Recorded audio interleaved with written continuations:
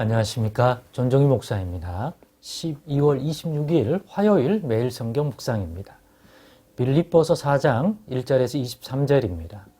그러므로 나의 사랑하고 사모하는 형제들, 나의 기쁨이요 면류관인 사랑하는 자들아, 이와 같이 주 안에 서라. 내가 유오디아를 권하고 순두개를 권하노니 주 안에서 같은 마음을 품으라. 또 참으로 나와 멍에를 같이 한 너에게 구하노니 복음에 나와 함께 힘쓰던 저 여인들을 돕고 또한 글레멘트와 그 외에 나의 동역자들을 도우라. 그 이름들이 생명책에 있느니라. 주 안에서 항상 기뻐하라. 내가 다시 말하노니 기뻐하라. 너희 관용을 모든 사람에게 알게 하라. 주께서 가까우시니라. 아무것도 염려하지 말고 다만 모든 일에 기도와 간구로 너희 구할 것을 감사함으로 하나님께 아뢰라. 그리하면 모든 지각에 뛰어난 하나님의 평강이 그리스도 예수 안에서 너희 마음과 생각을 지키시리라. 끝으로 형제들아, 무엇에든지 참되며 무엇에든지 경건하며 무엇에든지 오르며 무엇에든지 정결하며 무엇에든지 사랑받을 만하며 무엇에든지 칭찬받을 만하며 무슨 덕이 있든지 무슨 기림이 있든지 이것들을 생각하라. 너희는 내게 배우고 받고 듣고 본 바를 행하라. 그리하면 평강의 하나님이 너희와 함께 계시리라. 내가 주 안에서 크게 기뻐함은 너희가 나를 생각하던 것이 이제 다시 싹이 나미니 너희가 또한 이를 위하여 생각은 하였으나 기회가 없었느니라. 내가 궁핍함으로 말하는 것이 아니니라. 어떠한 형편에든지 나는 자족하기를 배웠노니 나는 비천에 처할 줄도 알고 풍부에 처할 줄도 알아. 모든 일 곧 배부름과 배고픔과 풍부와 궁핍에도 처할 줄을 아는 일체의 비결을 배웠노라. 내게 능력 주신 자 안에서 내가 모든 것을 할 수 있느니라. 그러나 너희가 내 괴로움에 함께 참여하였으니 잘하였도다. 빌립보 사람들아, 너희도 알거니와 복음의 시초에 내가 마게도냐를 떠날 때에 주고받는 내 일에 참여한 교회가 너희 외에 아무도 없었느니라. 데살로니가에 있을 때에도 너희가 한 번뿐 아니라 두 번이나 나 있을 것을 보내었도다. 내가 선물을 구함이 아니요 오직 너희에게 유익하도록 풍성한 열매를 구함이라. 내게는 모든 것이 있고 또 풍부한지라. 에바브로 편에 너희가 준 것을 받음으로 내가 풍족하니 이는 받으실 만한 향기로운 제물이요 하나님을 기쁘시게 한 것이라. 나의 하나님이 그리스도 예수 안에서 영광 가운데 그 풍성한 대로 너희 모든 쓸 것을 채우시리라. 하나님 곧 우리 아버지께 세세 무궁하도록 영광을 돌릴지어다. 아멘. 그리스도 예수 안에 있는 성도에게 각각 문안하라. 나와 함께 있는 형제들이 너에게 문안하고 모든 성도들이 너에게 문안하되 특히 가이사 집 사람들 중 몇이니라. 주 예수 그리스도의 은혜가 너희 심령에 있을지어다. 아멘. 네, 오늘은 바울이 가르쳐 주시는 하나님의 평강이 함께하는 삶이라는 제목으로 묵상 나눔을 갖겠습니다. 빌립보서의 이 후반부에 들어오면 사도 바울은 빌립보 교회 성도들에게 바울 자신을 본받는 자가 되라고 합니다. 앞에서는 그리스도 예수의 마음을 본받으라고 했습니다. 그걸 본받아 실제로 그들 앞에 행하고 있는 본으로서 또 자기 자신, 바울 자신을 첨가하는 걸 보았습니다. 교만해서가 아닐 것입니다. 좀 더 그들이 그리스도 안에 있는 삶을 좀 더 잘 전달할 수 있으려면 실제로 눈에 보이는 또 그들 앞에 모범이 될 수 있는 그러한 본이 될 만한 것이 있어야 되는데 바로 그리스도 예수의 마음을 담고 그렇게 행하려고 했던 지도자인 사도 바울 자신을 첨가합니다. 그러기에 부끄러움이 없어서 그렇겠죠. 교만한 게 아니라 빌립보 성도들이 또 그렇게 자라나기를 원하기 때문에 그러면서 자신을 본받아야 한다는 말을 하면서 여러 오늘 본 끝까지 그러한 관점에서 자신의 얘기를 함께 묶어서 얘기하는 거죠.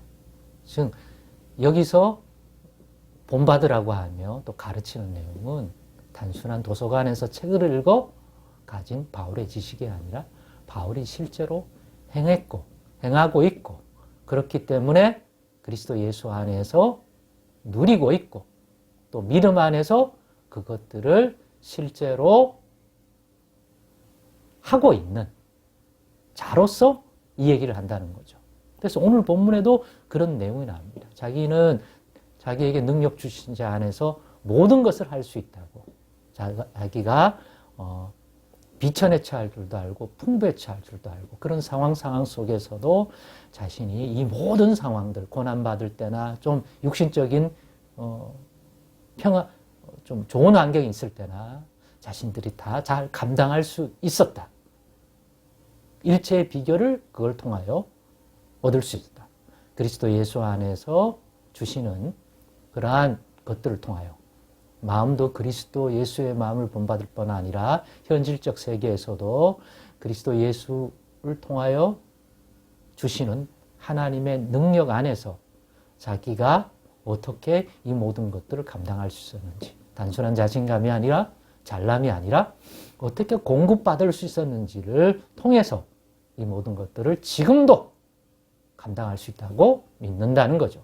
그러면서 오늘 핵심적으로 여러분과 나누고 싶은 것은 본문 4절로부터 9절까지 나오는 내용입니다. 즉 하나님의 평강이 함께하는 삶을 어떻게 살 수 있는가. 바울은 자신이 실제로 누렸던 그러한 어려움 속에서 여러 도전 속에서도 충분히 인간적으로 근심하고 염려하고 불안해할 수 있는 상황 속에서도 자신이 하나님의 평강을 누릴 수 있었던 그것들을 가지고서 자신의 본을 받는 하나의 내용으로서 어떻게 하면 그런 속에서도 흔들리지 않고 불안해하지 않고 하나님의 평강이 우리 자신들 속에 있을 수 있는지. 그래서 9절 끝에 가면 그리하면 9절 너희는 내게 배우고 받고 듣고 본 바를 행하라. 그리하면 평강의 하나님이 너희와 함께 계시리라. 그 하나님이 주신 평강을 누릴 수가 있다. 그러면 구체적으로 뭔가? 그 내용이 바로 4절입니까? 4절부터 등장하죠.